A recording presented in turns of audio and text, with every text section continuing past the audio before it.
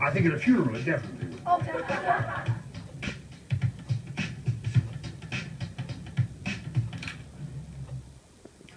Now, did you give Jazz permission to use your image in that film? I had no idea. No, I didn't.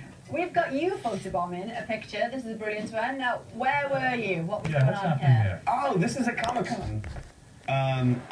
These two guys here are very good artists, actually. That's Ollie Moss in the left-hand corner there. He's a relatively famous graphic artist and poster artist. And that's Mike Mitchell on the right. And I know those guys, and they're like, it'd be really awesome if we could do a photo bomb. So I was like, great. Well, so they did their thing, and I just did a drink behind them. Oh, so this is a planned photo bomb. Oh. I know those guys, yeah. I think that breaks the definition of photo bomb. I know. That is down. I know. Yeah, it wasn't unsuspected. It was totally planned, I actually. see. And you looked like you were having quite a good night. I was. It probably looks like I was having a better night than I actually was. Now, tell us about your new film, Set Fire to the Stars. Set Fire to the Stars is a film about Dylan Thomas's first trip to the United States. Dylan Thomas, who was born 100 years ago today. Today, yeah. Was it today? Today's the day. The actual day. It's his actual birthday. That's incredible. But you don't play Thomas in this film. No, Oh, but you could have done. Helen Jones plays Thomas. I play John Malcolm Brennan. Yeah. He's the poet and poetry professor who brought him over for what ultimately was a tour of about 4 years. Dylan Thomas came back and forth between Wales and New York and the United States for a few years. So this is just, the film really encapsulates the first 4 or 5 days of that experience, and ultimately is kind of about meeting your idols. You know, John Malcolm Brennan was a massive fan of Dylan's work, really looked up to him. He'd heard these crazy stories about the sort of wild personality that he was, and he sort of thought it wouldn't be a problem. And he sort of arrives, and it becomes kind of a babysitting situation where he's got this sort of madman on the loose. He's got to keep him contained, whilst also trying to genuinely introduce him to the world. Okay. Well, let's take a look at the part where your character, John, is reading Thomas's lines back to him on quite an intense boat trip on the reservoir. Oh, okay. So you write for yourself?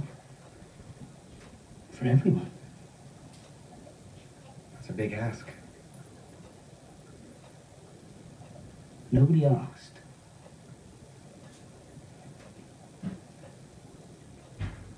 Not for the proud man apart.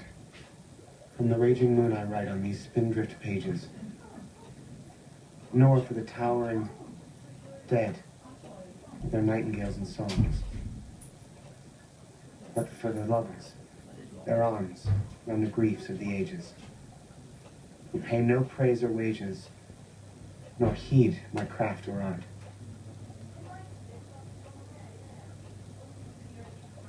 Exactly.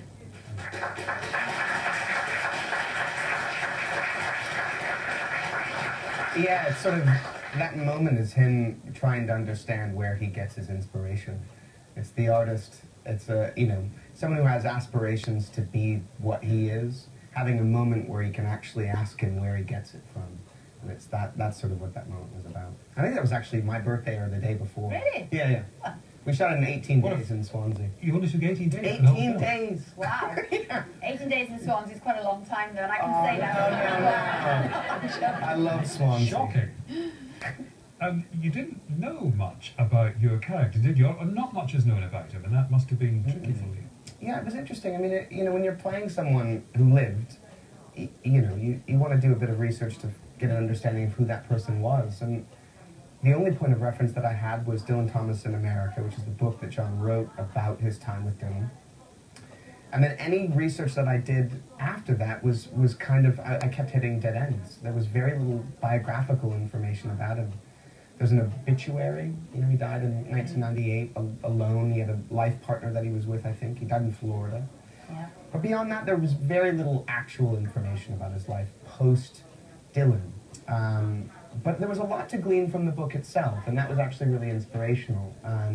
You get a sense of who John was in his love of Dylan, if that makes sense. The way he writes about him, the way he sort of recounts the experience that they had together. So that was really a lot to go from there. Now, you co-produced this film.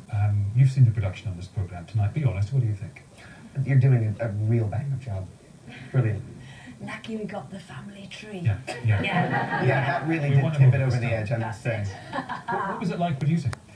Well, you know, for this film, I came to meet Kellen and Andy Goddard, who wrote the script together, and Andy directed it, and I was included amongst a creative group of people to sort of openly collaborate and work with them on this thing that we all really deeply believed in. So I produced in the sense that I was a part of the creative team and sort of had a seat at the table to, you know, lend my thoughts and, you know, collectively try and make the best film that we could, which was really special. Well, it's Okay. a nice piece of work. Thank you.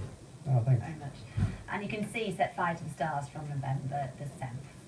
Now, in Peter Jackson's Lord of the Rings, Frodo Baggins spent 18 months trying to destroy that pesky gold band and its magical powers. I just Set Fire to the Stars in cinemas November the 7th. Yes, we hope you've enjoyed your first one-show This has been experience. brilliant. Brilliant. And you, Eddie? Had I a good love time? it. Yeah. I'll be Excellent. back tomorrow with Strictly, Steve Backshall and Ola Jordan. We'll see you tomorrow at Yeah, 7. have a Have a great good night. evening. Bye. Bye-bye.